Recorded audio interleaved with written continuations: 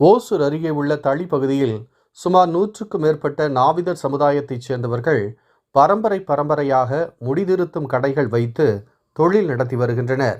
இந்த நிலையில் இவர்களின் சமுதாயத்திற்கு சம்பந்தமில்லாத அதே பகுதியைச் சேர்ந்த வேறொரு நபர் புதிதாக ஹைடெக் தொழில்நுட்பத்தில் முடிதிருத்தும் கடையை திறக்க இருப்பதாக அப்பகுதியில் உள்ள முடிதிருத்தும் தொழிலாளர்களுக்கு தெரியவந்தது.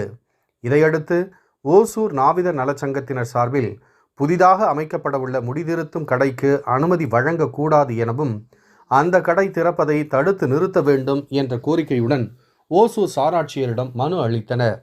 இவ்வாறு நூற்றுக்கணக்கான நாவிதர் சமூகத்தை குடும்பங்கள் பரம்பரையாக முடிதிருத்தும் தொழில் மேற்கொண்டு வரும் நிலையில் புதிதாக அமைய உள்ள இந்த கடை காரணமாக தங்களது தொழில் பாதிக்கப்படுவதுடன் வாழ்வாதாரம் முற்றிலுமாக பாதிக்கப்பட்டு கேள்விக்குறியாகும் நிலை ஏற்பட்டுள்ளதாக பாதிக்கப்பட்டவர்கள் சார்பில் தெரிவிக்கப்பட்டுள்ளது. மேலும் இதுபோன்ற ஹைடெக் முறையில் கடைகள் திறக்கப்பட்டால் அங்கு வேறு மாநிலத்தவர் பணியில் அமர்த்தப்பட்டு விடுவதுடன் மிகவும் குறைந்த கட்டணத்தில் முடிதிருத்தம் செய்து விடுகின்றனர். இதன் காரணமாக இங்குள்ள முடிதிருத்தும் தொழில் செய்பவர்களுக்கு வருவாய் இழப்பு ஏற்பட்டு நாவிதர் சமுதாய குடும்பங்கள் கடுமையாக பாதிக்கப்படும் அபாயமும் உள்ளது. எனவே புதிதாக தங்கள் சமுதாயத்தைச் சேராத ஒருவர் திடீரென துவக்கப்பட உள்ள கடைக்கு அனுமதி அளிக்கக்கூடாது என்றும் கடை திறப்பை தடுக்க வேண்டும் என்ற கோரிக்கையுடன் ஓசூர் சாராட்சியரிடம் மனு அளித்திருந்தோம்.